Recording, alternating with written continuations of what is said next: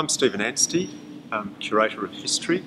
We're here in Hackett Hall at the WA Museum, packing up the old Land and People exhibition for the transport of the objects, the packing and transport of the objects to our Welshpool facility, where the objects will be stored for the long term and for use for the new museum.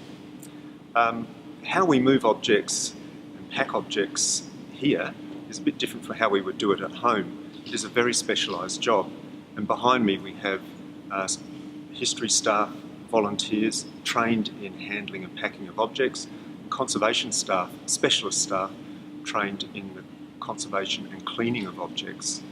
They're all following important principles in the packing of objects.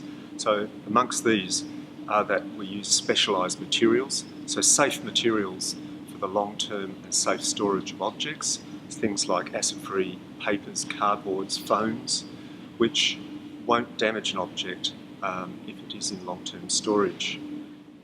Another principle is that the objects don't touch each other. Specialised containers, receptacles for the objects are used. These are specially designed to a modular sense for space efficiency at the storage end. Items are packed into these using the various materials and using special techniques. So some items are dropped into small cutouts in foam, others are tied down with cotton tape. Whichever way, they are safe for movement. Another important aspect to the move is to photograph all the objects. This is for visual reference, also for historic reference as to what items were actually in this exhibition. And it means also accessibility. We can actually see the objects on the database as they are now coming out of the exhibition. To minimise the handling of the objects, all the objects here are packed for storage at the other end.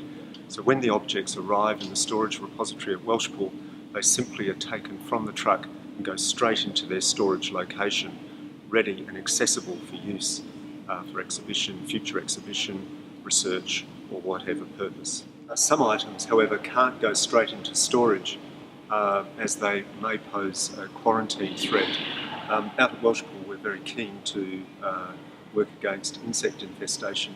So some of these items have been packed and bagged such that they can go straight into the freezer when they arrive at Welshpool for the freezing process to kill any insects that might be there, and then they can come safely out and be put in the collection.